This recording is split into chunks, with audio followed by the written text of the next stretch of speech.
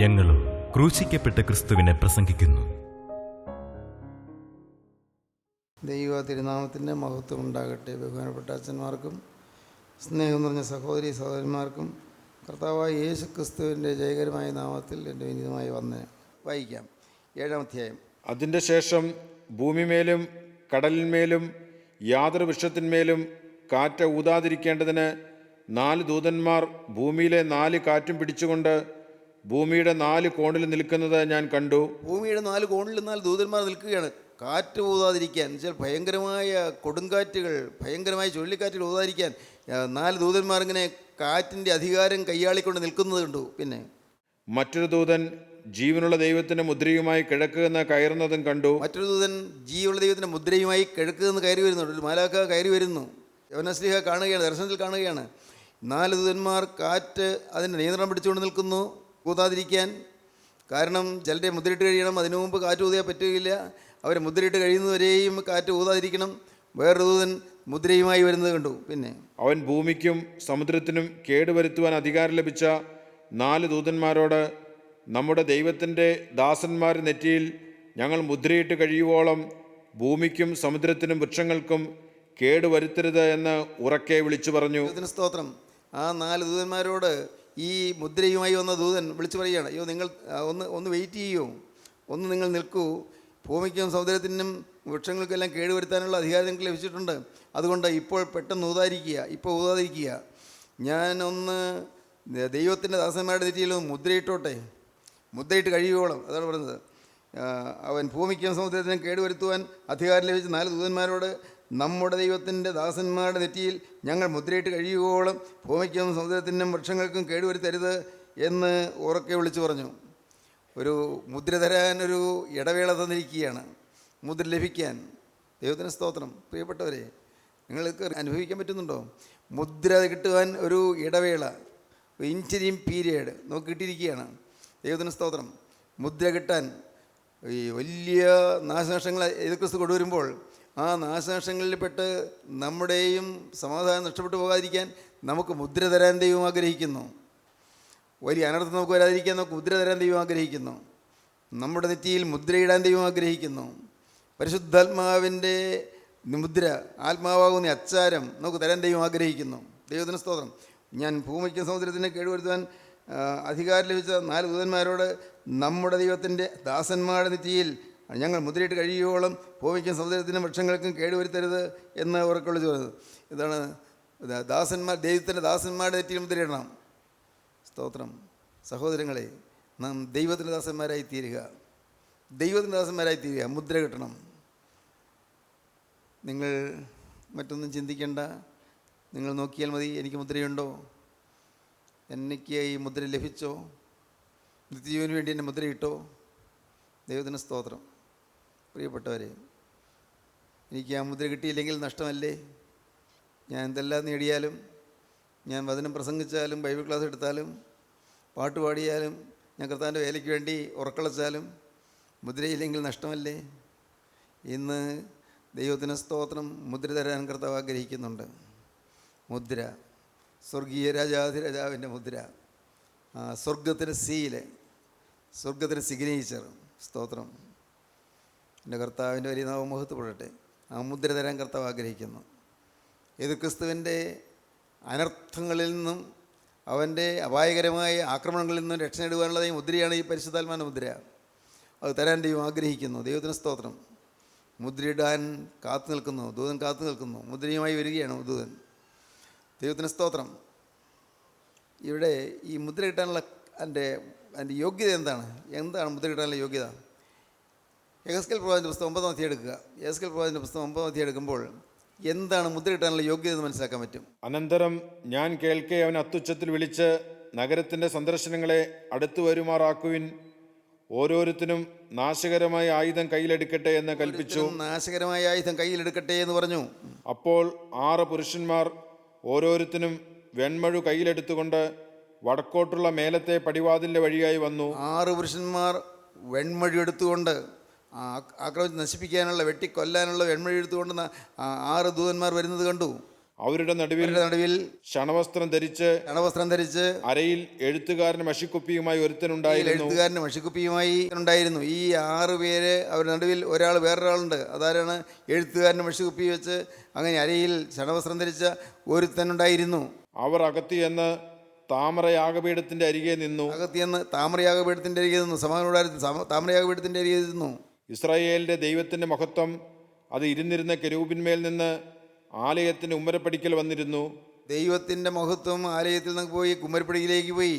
ദൈവത്തിന്റെ മഹത്വം, ദൈവ തേജസ് മാറിപ്പോയി അങ്ങ് ഉമ്മരപ്പടിക്കൽ പോയിരുന്നു. പിന്നെ അവൻ ശണവസ്ത്രം ധരിച്ച് അരയിൽ എഴുത്തുകാരൻ മഷിക്കുപ്പിയുമായി നിന്നിരുന്ന പുരുഷനെ വിളിച്ചു.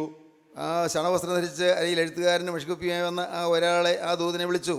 അവനോട് യഹോവ, നീ നഗരത്തിന്റെ നടുവിൽ കൽപ്പിക്കുകയാണ്. അവനോട് പറയുകയാണ്, നീ നഗരത്തിന്റെ നടുവിൽ, യെരുശലേമിന് നടുവിൽ കൂടി ചെന്ന് അതിൽ നടക്കുന്ന സകല മ്ലേച്ഛതകൾ നിമിത്തം നെടുവീർപ്പിട്ട് കരയുന്ന പുരുഷന്മാരുടെ നെറ്റികളിൽ ഒരു അടയാളം ഇടുക എന്ന് കൽപ്പിച്ചു. അതിൽ നടക്കുന്ന സകല മ്ലേച്ഛതകൾ നിമിത്തം നെടുവീർപ്പിട്ട് കരയുന്ന പുരുഷന്മാരുടെ നെറ്റിയിൽ അടയാളം ഇടുക. മുദ്ര എവിടെയാണ് കിട്ടുന്നത്? യെരൂശലേമിൽ, ദൈവാലയത്തിൽ, ദൈവമന്ദിരത്തിൽ, ദൈവത്തിൻ്റെ ആലയമായ മനുഷ്യനിൽ നടക്കുന്ന മ്ലേച്ഛതയോർത്ത് നെടുവേർപ്പിട്ട് കരയുന്ന പുരുഷന്മാരുടെ നെറ്റിയിൽ അടയാളം ഇടുക. സ്തോത്രം. ഒന്നൊരു വാക്യം. അവനോട് യഹോവ, നീ നഗരത്തിൻ്റെ നടുവിൽ യെരുശലേമിന് നടുവിൽ കൂടി ചെന്ന് അതിൽ നടക്കുന്ന സകല മ്ലേച്ഛതകൾ നിമിത്തം നെടുവീർപ്പിട്ട് കരയുന്ന പുരുഷന്മാരുടെ നെറ്റികളിൽ ഒരു അടയാളം ഇടുക എന്ന് കൽപ്പിച്ചു. മ്ലേച്ഛതകളെ ഓർത്ത്, ആലയത്തിൻ്റെ മ്ലേച്ഛതയോർത്ത്, ആലയത്തിൽ നടക്കുന്ന മ്ലേച്ഛതകളെ ഓർത്ത് നെടുവീർപ്പിട്ട് കരയുന്ന പുരുഷന്മാരുടെ നെറ്റിയിൽ അടയാളം ഇടുക.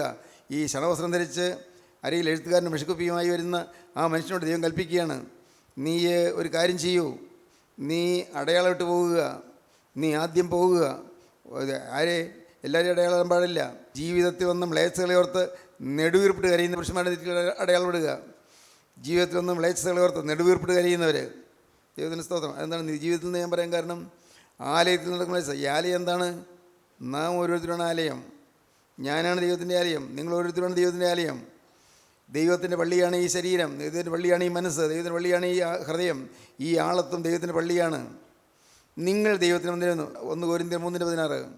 നിങ്ങൾ ദൈവത്തിൻ്റെ മന്ദിരമെന്നും നിങ്ങൾ ദൈവത്തിൻ്റെ മന്ദിരമെന്നും ദൈവത്തിൻ്റെ ആത്മാവ് നിങ്ങൾ വസിക്കുന്നുവെന്നും അറിയുന്നില്ലയോ? ദൈവത്തിൻ്റെ ആത്മാവ് നിങ്ങൾ വസിക്കുന്നെന്ന് അറിയുന്നില്ലയോ? കൊരിന്ത്യയിലെ വിശ്വാസികളോട് ചോദിക്കുകയാണ്, നിങ്ങൾ ദൈവത്തിൻ്റെ മന്ദിരം നിങ്ങൾക്ക് അറിയാൻ പാടില്ലേ?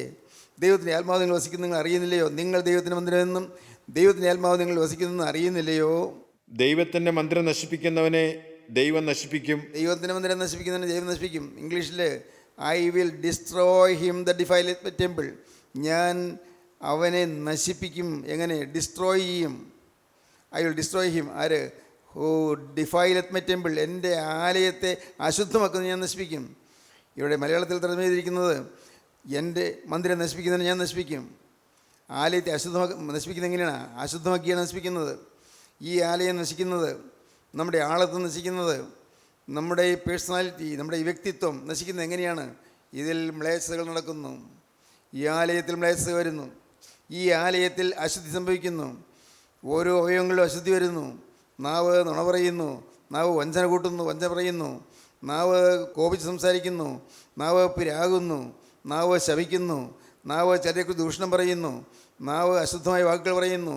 ഈ നാവ് അങ്ങനെ ഓരോന്നോരോന്ന് നോക്കണം. കണ്ണ് ഏതെല്ലാമോ കാണാൻ രസിക്കുന്നു, കണ്ട് രസിക്കുന്നു, എന്തിനോ കാണാൻ വേണ്ടി ആഗ്രഹിക്കുന്നു. കണ്ണിൽ ചിലപ്പോൾ നോട്ടത്തിൽ കോപം സ്ഫുരിക്കുന്നു, കണ്ണിൽ നോട്ടത്തിൽ മോഹം സ്ഫുരിക്കുന്നു, കണ്ണിൽ ആ നോട്ടത്തിൽ ചിലരെ വശീകരിക്കാൻ ശ്രമിക്കുന്നു. നോട്ടത്തിൽ കൂടുതൽ വശീകരണം. പ്രിയപ്പെട്ടവരെ, എല്ലാം അശുദ്ധിയാണ്.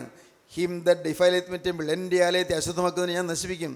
I will destroy him the defileth my temple. എൻ്റെ ആലയത്തെ അശുദ്ധമാക്കുന്നതിന് ഞാൻ നശിപ്പിക്കും. ഈ ആലയം അശുദ്ധമാക്കാൻ പാടില്ല.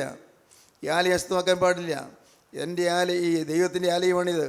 ഈ ആലയത്തെ അശുദ്ധമാക്കുന്നതിന് ഞാൻ നശിപ്പിക്കുന്നതാണ് ദൈവം പറയുന്നത്. ദൈവത്തിന് സ്തോത്രം. അതുകൊണ്ട് ആലയത്തിൽ നടക്കുന്ന മ്ലേച്ഛതകളെ ഓർത്ത് നെടുവീർപ്പിട്ട് കരയുന്ന പുരുഷന്മാരുടെ നെറ്റിയിൽ അടയാളം ഇടുക. സ്തോത്രം. ആർക്കാണ് അടയാളം കിട്ടുന്നത്? ആലയത്തിൽ മ്ലേച്ഛതകളുണ്ട്, നെടുവീർപ്പിട്ട് കരയുന്നു. സ്തോത്രം. ക്രിസ്തീയ ജീവിതത്തിൽ അങ്ങനെ അനുഭവമുണ്ട്. ഓരോരോ പാവങ്ങൾ കണ്ട് നെടുവീർപ്പിട്ട് കരയുന്നു. ദൈവത്തിന് സ്തോത്രം. ഓരോ അവയവങ്ങളിൽ വരുന്ന ശാപങ്ങളെ ഓർത്ത്, ഓരോ അവയവങ്ങളിൽ വരുന്ന പാപത്തെ ഓർത്ത്, ഓരോ അവയവങ്ങളിൽ വരുന്ന മ്ലേച്ഛതയോർത്ത് നെടുവീർപ്പിട്ട് കരയുന്ന പുരുഷന്മാരുടെ നെറ്റിയിൽ അടയാളം ഇടുക. നീ നഗരത്തിന് നടുവിൽ കൂടി ചെന്ന് ആലയത്തിൽ നടക്കുന്ന മ്ലേച്ഛതയോർത്ത് നെടുവീർപ്പിട്ട് കരയുന്ന പുരുഷന്മാരുടെ നെറ്റിയിൽ അടയാളമിടുക. വയ്ക്കാം. മറ്റവരോട് ഞാൻ കേൾക്കെ അവൻ, നിങ്ങൾ അവൻ്റെ പിന്നാലെ നഗരത്തിൽ കൂടി ചെന്ന് വെട്ടുവിൻ. മറ്റവരോട് 6 പേര് വെൺമഴു കയ്യിലേന്തി വെട്ടുവാൻ വേണ്ടി വരുന്ന, ശിക്ഷിക്കാൻ വേണ്ടി വരുന്ന, കൊന്നുകളയാൻ വേണ്ടി വരുന്ന ആ 6 പേര് അവരോട് പറയുകയാണ്, നിങ്ങൾ അവൻ്റെ പിന്നാലെ ചെല്ലുക. മുദ്രയിട്ട് പോകുന്നതിൻ്റെ പിന്നാലെ നിങ്ങൾ ചെല്ലുക. മുദ്രയില്ലാത്തവയെല്ലാം വെട്ടിക്കളയുവീൻ. വായിക്കാം. നിങ്ങളുടെ കണ്ണിന് ആദരവ് തോന്നരുത്, ആരോടും ആദരവ് തോന്നരുത്. നിങ്ങൾ കരുണ കാണിക്കുകയും വരുത്. വെട്ടിക്കൊല്ലുന്നതിന് കരുണ കാണിക്കരുത്. വൃദ്ധന്മാരെയും യൗവനക്കാരെയും കന്യകമാരെയും പൈതങ്ങളെയും സ്ത്രീകളെയും കൊന്നുകളവീൻ. എന്നാൽ അടയാളമുള്ള ഒരുത്തിനെയും തൊടരുത്. സ്തോത്രം. അതൊരു ഭാഗ്യമാണ് അല്ലേ? അടയാളമുള്ള ഒരുത്തിനെയും തൊടരുത്. ഒരാൾ അടയാളിട്ട് പോവുകയാണ്, ബഹുജനം നിൽക്കുന്നു, അടയാളിട്ട് ഇങ്ങനെ പോവുകയാണ്, മുദ്ര കൊടുത്ത് പോവുകയാണ്. മുദ്ര കിട്ടിയവരെയും തൊടരുത്, അടയാളമുള്ളതിനെയും തൊട്ടു പോകരുത്. സ്തോത്രം. എന്തൊരു അനുഗ്രഹമാണത്. പ്രിയപ്പെട്ടവരെ, നാം ഈ അടയാളം പ്രാപിക്കണം. ഈ ലോക ജീവിതത്തിൽ ഇവിടെ ജീവിക്കുന്ന കാലത്ത് എന്തെല്ലാം ആളുകൾ കളിയാക്കുകയോ ആക്ഷേപിക്കുകയോ പരിഹസിക്കുകയോ തെറ്റിദ്ധരിക്കുകയോ ഒക്കെ ചെയ്തോട്ടെ, ഒരു കുഴപ്പമില്ല. സ്തോത്രം. നമുക്ക് കിട്ടുന്ന നിധിയാണ്. ഈ മുദ്ര കിട്ടുകയാണ്, അടയാളം കിട്ടുകയാണ്. നീ നഗരത്തിനടുവിൽ കൂടി ചെന്ന് ആലയത്തിൽ നടക്കുന്ന മ്ലേച്ഛതയോർത്ത് നെടുവീർപ്പിട്ട് കരയുന്ന പുരുഷന്മാരുടെ നെറ്റിയിൽ അടയാളം ഇടുക എന്ന് പറഞ്ഞു. എന്നിട്ട് ആ 6 പുരുഷന്മാർ പറയുകയാണ്, നിങ്ങൾ നഗരത്തിൽ കൂടി ചെന്ന് അവൻ്റെ പിന്നാലെ ചെന്ന് ഈ അടയാളിട്ട് പോകുന്നതിന് പിന്നാലെ നിങ്ങൾ ചെല്ലുക. എന്നിട്ട് അടയാളമില്ലാത്ത എല്ലാവരെയും നിങ്ങൾ വെട്ടിക്കളയുക. വൃദ്ധനായാലും ശരി, കന്യകയായാലും ശരി, ബാലനായാലും ശരി, ആരായാലും ഒരു കനിയും കാണിക്കണ്ട, ഒരല്പം പോലും ആർദ്രത കാണിക്കണ്ട. ആരായാലും വെട്ടിക്കളയുവീൻ. ദൈവത്തിന് സ്തോത്രം. അടയാളമുള്ളതിനെയും തുടരുത്. സ്തോത്രം. അടയാളമുള്ളതിനെയും തുടരുത്. സംഘത്തിൽ വായിക്കുമ്പോൾ ഒന്ന് കാണാം, എൻ്റെ അഭിഷിക്തന്മാരെ തുടരുത്. അഭിഷിക്തന്മാരെന്ന് പറഞ്ഞാൽ പുറമെയുള്ള ഈ അച്ഛനോ മെത്രാച്ചനുള്ള ആ അഭിഷേകമല്ല ഈ പറയുന്നത്. ആത്മാവിൻ്റെ അഭിഷേകമുള്ളവർ, പരിശുദ്ധാത്മാവിൻ്റെ അഭിഷേകമുള്ളവർ എൻ്റെ അഭിഷിക്തന്മാരെ തുടരുത്. അടയാളമുണ്ട്, മുദ്രയുണ്ട്. പ്രിയപ്പെട്ടവർ, ഇന്ന് അതിൻ്റെ യഥാർത്ഥമായ അനുഭവത്തിൻ്റെ സമ്പത്ത് ആർക്കുണ്ട്? ആരതിനെക്കുറിച്ച് ചിന്തിക്കുന്നുണ്ട്? ആരും ചിന്തിക്കുന്നില്ല. സങ്കടകരമാണത്. ആർക്കും ഇതിനെക്കുറിച്ച് ചിന്തിക്കാൻ നേരമില്ല. വലിയ തിരക്ക് പിടിച്ച ജീവിതത്തിൽ അങ്ങനെ അങ്ങ് ഓടുകയാണ്. വിശ്രമമില്ല, ഓടുകയാണ്. തിരക്ക് പിടിച്ച ജീവിതം, വിശ്രമമില്ല. എന്തിനു വേണ്ടി? ജോലി ചെയ്യണമെന്ന് ഞാൻ പറയില്ല, ജോലി ചെയ്യേണ്ടെന്നല്ല ഞാൻ പറയുന്നത്. ജോലി ചെയ്യാം. എന്തിനു വേണ്ടി? എപ്പോൾ പ്രാർത്ഥിക്കാൻ നേരമുണ്ട്? പ്രാർത്ഥിക്കാൻ നേരമില്ല, പ്രാർത്ഥിക്കാൻ സമയമില്ല. മക്കളുടെ കാര്യം നോക്കാൻ എപ്പോഴാണ് നേരം? മക്കളുടെ കാര്യം നോക്കാൻ നേരമില്ല. മക്കൾ പഠിക്കുന്നുണ്ടോ, അവരുടെ സ്വഭാവം എങ്ങനെയുണ്ട്, ചിന്തിക്കാൻ നേരമില്ല. ലോകം മുഴുവൻ എങ്ങനെയാണ്? വളരെ ബിസിയാണ്, ബിസി എൻഗേജ്ഡ്, വളരെ ബിസിയാണ്, വളരെ തിരക്ക് പിടിച്ച ജീവിതം. നേരമില്ല. വചനം കേട്ടുകൊണ്ട് ഒരു 10 മിനിറ്റ് ഇരിക്കാൻ പോലും നേരമില്ല. കാരണം വചനം അതിനേക്കാൾ ഗൗരവമേറിയ കാര്യങ്ങൾ ജീവിതത്തിലുണ്ട്. അവരുടെ ജീവിതത്തിൽ അവർ നോക്കിയാൽ കാണുന്ന ചില ഗൗരവമേറിയ കാര്യങ്ങൾ. നേരമില്ല. ദൈവത്തിന് സ്തോത്രം. പ്രിയപ്പെട്ടവരെ, സുപ്രീം മോസ്റ്റ് ഇമ്പോർട്ടൻസ് യേശുക്രിസ്തുവിന് കൊടുത്താൽ മാത്രമേ രക്ഷപ്പെടുകയുള്ളൂ. സുപ്രീം പ്രയോറിറ്റി യേശുവിന് കൊടുത്താൽ മാത്രമേ രക്ഷപ്പെടുകയുള്ളൂ. പൂർണ്ണമായ മുൻഗണന യേശുവിന് കൊടുക്കണം. യേശുക്രിസ്തുവിന് പൂർണ്ണമായ മുൻഗണന കൊടുക്കണമെങ്കിൽ യേശുക്രിസ്തുവിനോട് സ്നേഹം വേണം. എന്തുകൊണ്ടാണ് ഒരു ഭാര്യ ഭർത്താവിനെ ശുശ്രൂഷിക്കുന്നത്? സ്നേഹമുള്ളതുകൊണ്ട്. അവൾക്ക് വിശപ്പെന്ന് അറിയുന്നില്ല, ദാഹമെന്ന് അറിയുന്നില്ല, ഭർത്താവിനെ ശുശ്രൂഷിച്ചുകൊണ്ട് നിൽക്കുന്നു. എന്തുകൊണ്ട്? സ്നേഹമുള്ളതുകൊണ്ട്. ഭാര്യയ്ക്ക് ഒരു തലവേദന വരികയോ ഒരു പ്രയാസം വരികയോ ചെയ്യുമ്പോഴേക്കും ഭർത്താവിന് അങ്കലാപ്പ്, ഭർത്താവ് അവളെ എങ്ങനെ ശുശ്രൂഷിക്കേണ്ടു, എന്താണ് ചെയ്യേണ്ടത്, സ്നേഹമുള്ളതുകൊണ്ട് നോക്കുന്നു. സ്നേഹം, ക്രിസ്തുവിനുള്ള ഈ സ്നേഹം, ആ സ്നേഹം നമുക്ക് ലഭിച്ചു കഴിയുമ്പോഴാണ് നമ്മുടെ ജീവിതം ധന്യമായി തീരുന്നത്. അതുകൊണ്ട് ഈ മുദ്ര കിട്ടാനുള്ള യോഗ്യത ആലയത്തിൽ നടക്കുന്ന മ്ലേച്ഛതയോർത്ത് നെടുവേർപ്പെട്ട് കരയുന്ന പുരുഷന്മാരുടെ നെറ്റിയിൽ അടയാളം ഇടുക. സ്തോത്രം. നമ്മുടെ ജീവിതത്തിലുള്ള മ്ലേച്ഛതകൾ എന്തെല്ലാമാണ് അത് കണ്ടുപിടിച്ച് അതിനെയോർത്ത് നെടുവീർപ്പിട്ട് കരയണം. അതാണ് നമുക്ക് രക്ഷപ്പെടാനുള്ള മാർഗം. ഈ മുദ്ര ലഭിച്ച വ്യക്തിയുടെ ശുഭതീരത്ത് എത്തണമെങ്കിൽ നാം നമ്മുടെ പാപങ്ങളോർത്ത് നെടുവീർപ്പിട്ട് കരയണം. അനുതാപത്തോടുകൂടെ, കണ്ണീരോടുകൂടെ. ആരെയും ബോധിപ്പിക്കാനല്ല, ആരും കാണാനുമല്ല. പിന്നെന്താ? യേശുക്രിസ്തുവിനെ മനസ്സിൽ ധ്യാനിച്ചുകൊണ്ട് ക്രിസ്തുവിൻ്റെ പാദത്തിൽ ഞാൻ വന്നിരിക്കുന്നുള്ളതായി വിശ്വാസത്തോടു കൂടി എൻ്റെ പ്രാർത്ഥന കേൾക്കുന്ന എൻ്റെ കരുണയുള്ള കർത്താവിന് മുമ്പായി ഞാൻ വന്നിരിക്കുകയാണ്. എൻ്റെ ജീവിതം മുഴുവൻ ആകമാനം തുറന്നു കാണുന്ന ക്രിസ്തുവിന് മുമ്പിലാണ് ഞാൻ വന്നിരിക്കുന്നത്. എൻ്റെ യേശു എന്നെ അറിയുന്നു, യേശു എന്നെ സ്നേഹിക്കുന്നു, എനിക്ക് വേണ്ടി യേശു രക്തം ചിന്തിയവനാണ്. ആ യേശുവിൻ്റെ പാദത്തിൽ ഞാൻ വന്നിരിക്കുന്നു. കർത്താവേ, എൻ്റെ ഈ ഓരോ പാവവും ഞാനിതാ തുറന്നു പറയുന്നു. ഓരോന്ന് എങ്ങലടികളോടെ, വിതുമ്പലുകളോടെ, വേദനിച്ചുകൊണ്ട് ഓരോന്ന് പാവങ്ങളേറ്റു പറയുന്നു. അനുതാപം. ദൈവത്തിന് സ്തോത്രം. നാം ഇന്ന് ഈ വാക്കുകളെ കേട്ടുകൊണ്ടിരിക്കുമ്പോൾ നിങ്ങൾക്കൊരു കാര്യം ചെയ്യാം. ദൈവത്തിന് സ്തോത്രം. കർത്താവിൻ്റെ പാദത്തിലേക്ക് വരിക. നമുക്ക് വേണ്ടി മുറിഞ്ഞ പാദത്തിൽ വീഴുക. ആ പാദത്തിൽ നാം താഴുക. ആ മുറിവേറ്റ പാദത്തിൽ നാം ഒത്തുക. ആണിപ്പാളുകാരെ ആ പാദത്തിൽ നാം വീഴുക. കർത്താവേ, എനിക്ക് വേണ്ടി നീ പാദത്തിൽ അടിയേറ്റു, പാദത്തിൽ മുറിവേറ്റു. കർത്താവേ, നിൻ്റെ പാദത്തിൽ നിന്ന് പച്ചരക്തം ഇപ്പോഴും ഒഴുകിക്കൊണ്ടിരിക്കുന്നു. എൻ്റെ കർത്താവേ, എനിക്ക് വേണ്ടി നീ കുരിശിൽ വേദനയായിട്ട് മരിച്ചു. കർത്താവേ, കൈകളും കാലുകളും തുളയ്ക്കപ്പെട്ടു, തിരുവിലാവിൽ കുന്തം കൊണ്ടവർ കുത്തി. എൻ്റെ കർത്താവേ, നിൻ്റെ പുറവഴിയാൽ പോലെ കയറി. എൻ്റെ കർത്താവേ, ഞാനിതെല്ലാം അറിഞ്ഞു അനുഭവിച്ചു, ഞാൻ മനസ്സിലാക്കി. പക്ഷേ എൻ്റെ കർത്താവേ, ഇന്നും എൻ്റെ ദുരിതം മാറിയിട്ടില്ല. പല കൂട്ടായ്മകളിൽ പോയി നോക്കി, പല ധ്യാനയോഗങ്ങളിൽ പങ്കെടുത്ത് നോക്കി, പല ധ്യാന കേന്ദ്രങ്ങളെ ഞാൻ സന്ദർശിച്ച് നോക്കി. ഇല്ല കർത്താവേ, രക്ഷ കിട്ടിയില്ല. എവിടെ പോകേണ്ടു, ഇനി ഞാൻ എവിടെയാണ് പോകേണ്ടത്? കർത്താവേ, ഞാനിതാ കർത്താവായ യേശു ക്രിസ്തുവിൻ്റെ പാദത്തിലേക്ക് വരുന്നു. ഒരു സഭയിലേക്കല്ല, ഒരു ഫെലോഷിപ്പിലേക്കല്ല, ഒരു കൂട്ടായ്മയിലേക്കല്ല, എന്നെ സ്നേഹിക്കുന്ന നിത്യനായ ദൈവത്തിൻ്റെ പാദപീഠത്തിലേക്ക് ഞാനിതാ വരുന്നു. കർത്താവേ, ഒരു കൂട്ടായ്മ എന്നെ രക്ഷിക്കുകയില്ല, ക്രിസ്ത്യൻ ഫെലോഷിപ്പ് എന്നെ രക്ഷിക്കുകയില്ല. എൻ്റെ കർത്താവേ, പട്ടക്കാരോ മേൽപ്പട്ടക്കാരോ എന്നെ രക്ഷിക്കുകയില്ല. എൻ്റെ കർത്താവേ, ഒരു സഭയും എന്നെ രക്ഷിക്കുകയില്ല, ഒരു പാസ്റ്ററും എന്നെ രക്ഷിക്കുകയില്ല. കർത്താവെ, രക്ഷിക്കാൻ കഴിവുള്ളവൻ കർത്താവായ യേശു ക്രിസ്തു മാത്രം. നാഥ, ഞാനിപ്പോൾ വരികയാണ്. അനുതാപമുള്ള ഹൃദയത്തോടെ നിൻ്റെ പാദപീഠത്തേക്ക് ഞാനിതാ വരികയാണ്. എന്നോട് നീ ഒന്ന് മനസ്സലിയണം. കർത്താവെ, ഞാൻ പാവിയാണെന്ന് ഏറ്റു പറഞ്ഞുകൊണ്ട് വരുന്നു. കർത്താവെ, ഞാൻ അശുദ്ധനാണെന്ന് ഏറ്റു പറഞ്ഞുകൊണ്ട് വരുന്നു. എൻ്റെ പാവത്തിന്മേൽ എനിക്ക് ജയം കിട്ടിയിട്ടില്ല നീ ഏറ്റു പറഞ്ഞുകൊണ്ട് വരുന്നു. കർത്താവെ, എൻ്റെ സ്വഭാവം മാറിയിട്ടില്ല നീ ഏറ്റു പറഞ്ഞുകൊണ്ട് വരുന്നു. എനിക്കത് വേണം കർത്താവെ, സ്വഭാവം മാറണം, ഞാൻ ആൾ മാറണം. കർത്താവെ, ഒരു പുതിയ ഹൃദയം എനിക്ക് വേണം, ഒരു പുതിയ മനുഷ്യനായി തീരണം, പുതിയ അനുഭവം എനിക്ക് വേണം, പുതിയൊരാത്മാവ് എനിക്ക് തരണം. കർത്താവെ, എൻ്റെ ജീവനുള്ള ക്രിസ്തുവിൻ്റെ കരം എന്നെ തൊടണം. കർത്താവെ, ഒന്ന് മാത്രം കർത്താവെ, ഞാനിതാ തകർന്നവനായി തളർന്നവളായി ഇതാ തിരുമുമ്പാകെ വരുന്നു. കർത്താവെ, നിൻ്റെ ആ ആണിപ്പാടുള്ള കരം ഇപ്പോൾ സ്വർഗത്തിൽ നിന്ന് നീട്ടി എൻ്റെ തലമേലൊന്ന് വയ്ക്കണം. യേശുനാഥ, നിൻ്റെ എത്ര കരം തൊട്ടാൽ എല്ലാ പാവവും പോകും, നിൻ്റെ രക്തത്തിൻ്റെ തുള്ളി തൊട്ടാൽ പാവങ്ങളെല്ലാം മാറും, എനിക്ക് മുദ്ര കിട്ടും. കർത്താവെ, ആ മുദ്ര എന്നെ അണിയിക്കണം. മുദ്ര തന്നെ എന്നെ അയക്കാവൂ കർത്താവെ, മുദ്ര തരാതെ എന്നെ പറഞ്ഞു വിടല്ലേ. യേശുവേ, സ്വർഗത്തിൻ്റെ മുദ്ര എൻ്റെ മേൽ അണിയിക്കണമേ. എൻ്റെ നാഥ, ഇന്ന് രാജാധിരാജ നിൻ്റെ മുദ്രയെ അണിയിച്ച് എന്നെ ആശ്വസിപ്പിച്ച് പറഞ്ഞു വിടണമേ. എൻ്റെ കുറ്റങ്ങൾ ഓർക്കല്ലേ, എൻ്റെ മ്ലേച്ഛതകൾ ഓർക്കല്ലേ, എൻ്റെ അകൃത്യങ്ങൾ കണക്കിടല്ലേ. കർത്താവേ, എൻ്റെ ജീവിതത്തിൽ നിന്ന് പോയ പാവങ്ങളൊന്നും എൻ്റെ മേൽ കണക്കിടല്ലേ. എല്ലാം മോചിക്കുന്ന തിരക്തത്താൽ എന്നെ കഴുകണമേ. തിരക്തത്തിന് മുദ്ര എനിക്ക് തരണമേ. എല്ലാ പാവവും മാറ്റുന്ന യേശുക്രിസ്തുവിൻ്റെ അത്ഭുത ശക്തി എൻ്റെ മേൽ പകർന്ന് ഇറങ്ങി എന്നെ അനുഗ്രഹിക്കണമേ. യേശുക്രിസ്തുവിൻ്റെ അത്ഭുത ശക്തി എൻ്റെ മേൽ വ്യാപരിക്കണമേ.